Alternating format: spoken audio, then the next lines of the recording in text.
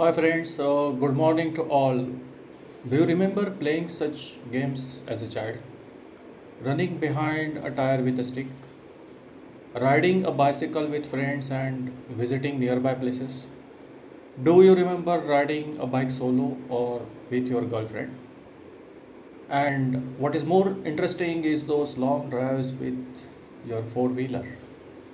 Today we are going to explore such a company that manufactures tires of all these vehicles that we drove. And you are correct, the company's name is Ceat Ltd. Ceat is one of India's largest tire manufacturing company. Today we will see company's overview, its history, tire manufacturing process, types of tires that they make, and the raw material used in manufacturing, and then we will summarize our observations.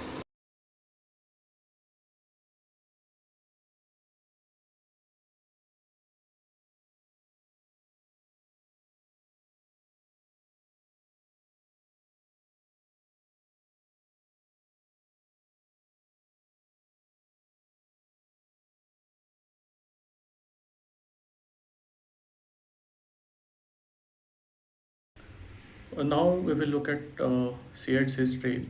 You will be surprised to know that Ceat was in fact founded in 1912 in Italy, and the company used to manufacture cables for telephone and railways. In 1958, it got moved to Mumbai or India. 1972, R&D unit was set up at Bhandup in Mumbai, and in 81, the RPG group took over Ceat Tire in India. 2009, worldwide rights were purchased from Beryl. They expanded their operations in Italy and Spain in 2016. 2017 and 2020, Ambernath and Chennai plant became operational. And in 2024, they entered North America commercial truck market.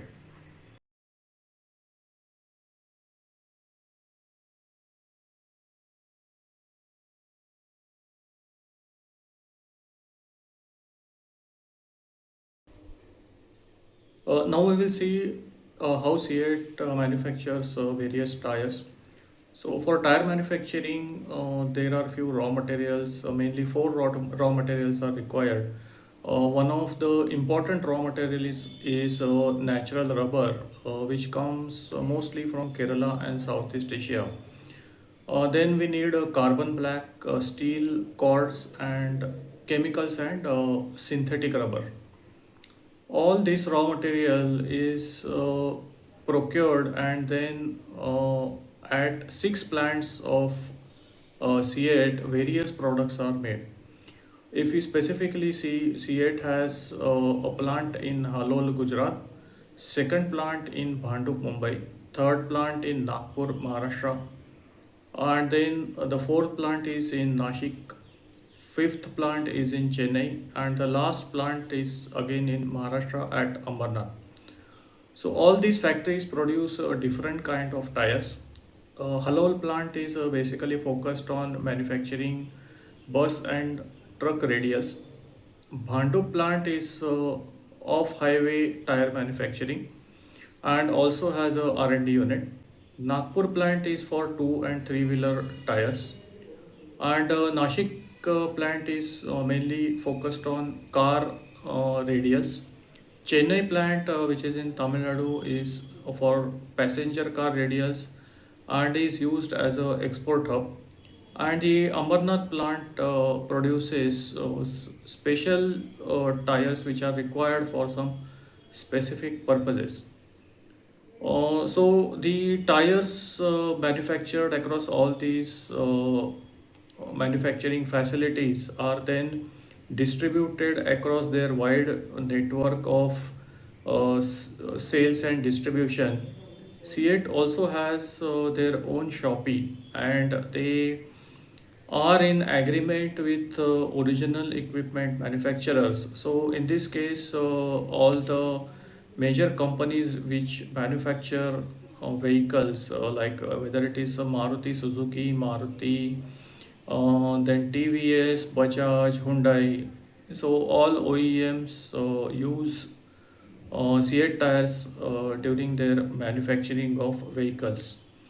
Ceat also sends these tires to international markets in Europe and North America. So Ceat has a very diversified product mix. Now we are going to see at what is the percentage of manufacturing constituted by each of the types. So, for example, truck and bus tires are 30% of the overall manufacturing capacity. Two and three-wheeler tires are 27%. PU and UV vehicles contribute 22%. Off-highway tires contribute 15%, and LCV and others contribute 7%. Now, in terms of where the tires are sold or which category it is sold, so replacement is the major part where 51% of the tires are sold. Then OEMs contribute 30% and international market contributes 20%.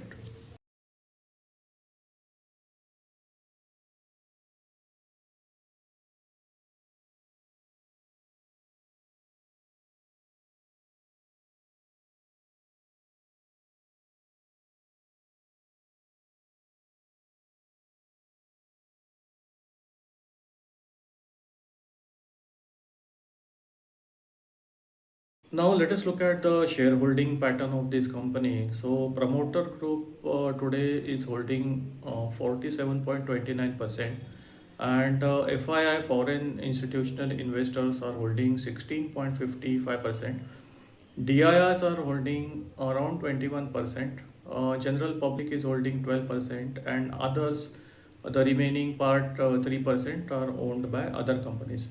So, if you look at the major uh, investors in terms of FII, we see some of the privately owned companies like Instant Holding Limited, Swallow Associates LPP, they are holding 29% and 11% respectively.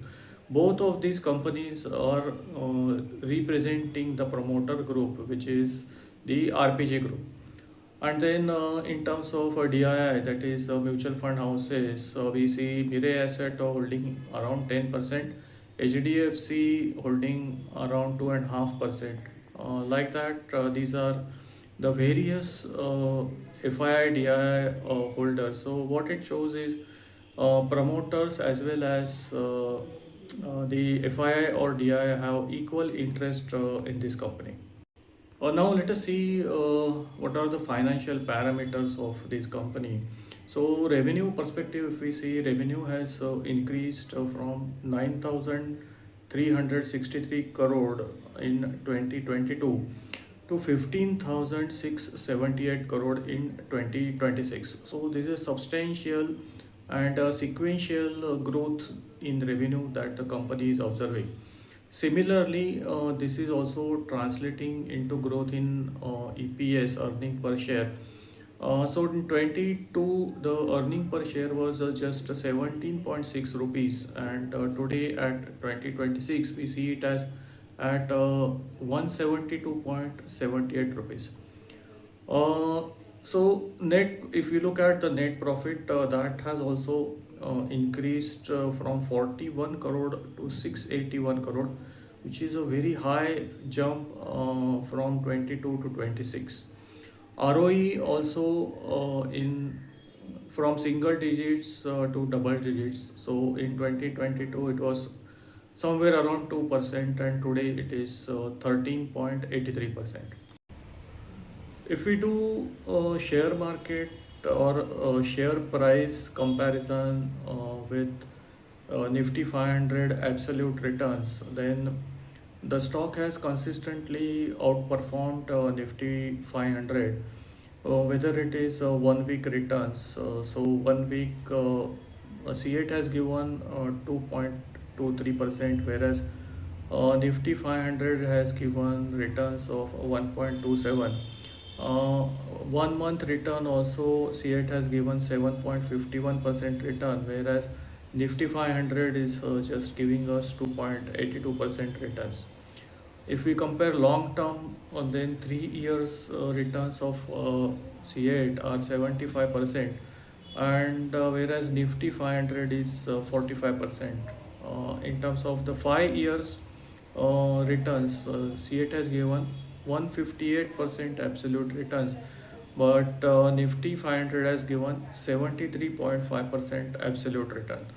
All this data I'm talking about is available on National Stock Exchange website. Uh, the 52-week high of C8 is 4438 and 52-week low is 3000 rupees. So today's market value, if we see, it is close to 52-week low. But how about the raw material cost and the production cost?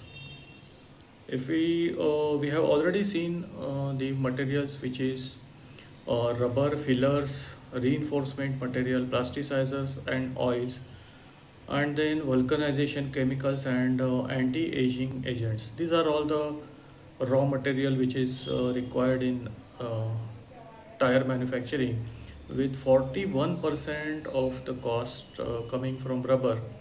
Rubber is also available locally, as well as synthetic rubber is imported from outside.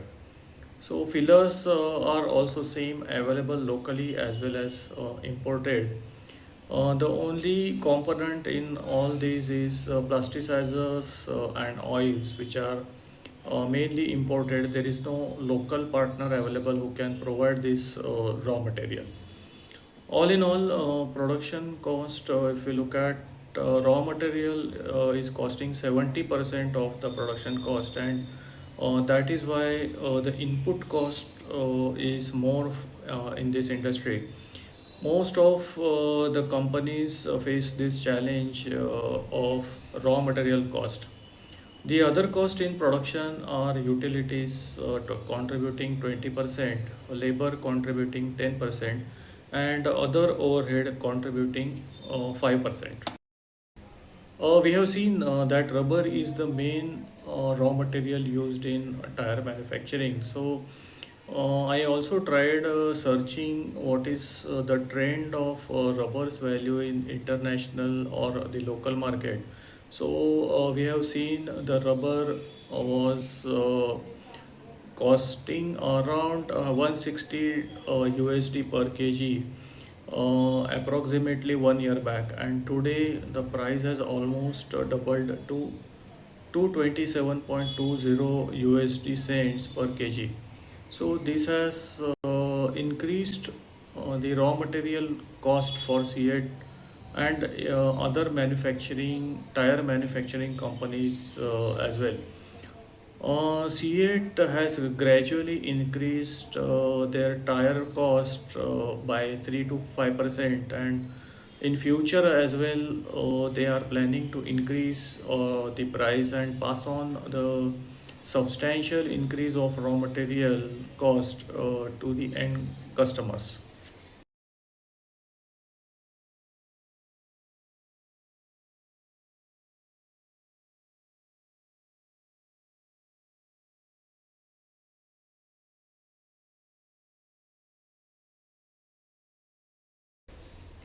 So all in all, the company has a strong promoter backing in terms of RPG Group. Promoters are holding around 50% and showing interest in this business, and they are keen to improve upon the current affairs of the company. Promoters are looking to grow organically by increasing the Nagpur plant capacity, as well as inorganically by purchasing Cosmo company, which is a Italian-based company mainly focused on off-road tire manufacturing used in industries, heavy industries, or for example in farming or the tractor tires. Uh, So definitely we can say the promoter has a good vision and they are constantly trying to improve upon their profit margins. Company has a very long history and showing their capacity to sustain challenges across the horizon. So starting from 1912 till 2026, company has faced many challenges and successfully navigated all of them. Company has a very vast sales network for retail, OEM, and export. There are 1,200 SKUs that fit the requirement of all types of vehicles. The product mix in the sale is also balanced. Product has a major dependency on the rubber with 41% cost, and any increase in the raw material cost impacts its margin. However, the company is able to pass on this cost burden to the customers in a staggered manner. We have also seen that 70% of production cost is raw material. Revenue, EPS, PAT is also increasing over the years, and with last 1 year, it got impacted because of the war situation that we have seen over the globe. Company is trading below its own average P/E value, which indicates that currently the stock is available at comparatively lower valuation. The share price is 17% away from 52-week low and 21% away from 52-week high. In recent 1 month, the share has increased by around 8%. Across all the time horizon, the share has given substantial returns compared to Nifty 500 absolute returns.